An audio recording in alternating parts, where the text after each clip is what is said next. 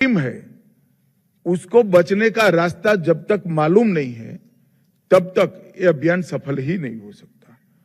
केंद्रीय गृह मंत्रालय ने साइबर ठगों पर नकेल कसने के लिए 5000 साइबर कमांडो को प्रशिक्षित करने, एक वेब आधारित डेटा रजिस्ट्री स्थापित करने और साइबर अपराध की जानकारी साझा करने के लिए एक राष्ट्रीय पोर्टल बनाने का ऐलान किया है।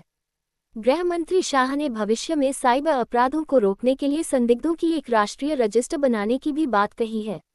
उन्होंने कहा कि साइबर अपराध कोई सीमा नहीं देखते, इसलिए साइबर सुरक्षा के बिना राष्ट्रीय सुरक्षा असंभव है। नई दिल्ली के विज्ञान भवन में भारतीय साइबर अपराध समन्वय केंद्र (IHRC) के पहले स्थापना दिवस समारोह को संबोधित करते हुए शाह ने कहा कि तकनीक मानव जीवन के लिए आशीर्वाद है, लेकिन तकनीक के बढ़ते उपयोग से कई खतरे भी पैदा हो रहे हैं।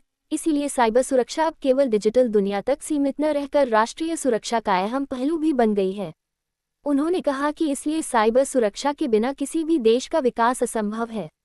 शाह ने इस समारोह में विभिन्न बैंकों, वित्तीय मध्यस्थों, भुगतान एग्रीगेटर्स, दूरसंचार सेवा प्रदाताओं, IT मध्यस्थों और राज्यों और केंद्र शासित प्रदेशों की कानून प्रवर्तन एजेंसियों के प्रतिनिधियों के साथ एक cyber fraud mitigation centre (CFMC) के गठन की भी घोषणा की। गृह मंत्री ने कहा कि ये सभी एजेंसियां ऑनलाइन वित्तीय अपराधों से निपटने के लिए तत्काल कार्रवाई और बिना किसी रुकावट के मिलकर काम करेगी। मंत्री ने कहा कि उन्हें उम्मीद है कि CFMC के जरिए कानून प्रवर्तन एजेंसियां सहकारी संघवाद का उदाहरण पेश करेगी।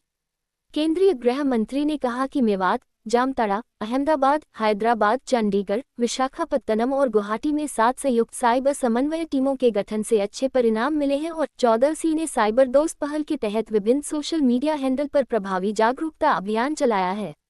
उन्होंने कहा, अपने लक्ष्य को प्राप्त करने के लिए हमें एक सटीक रणनीति बनानी होगी और एक ही दिशा में एक साथ आगे बढ़ना होगा।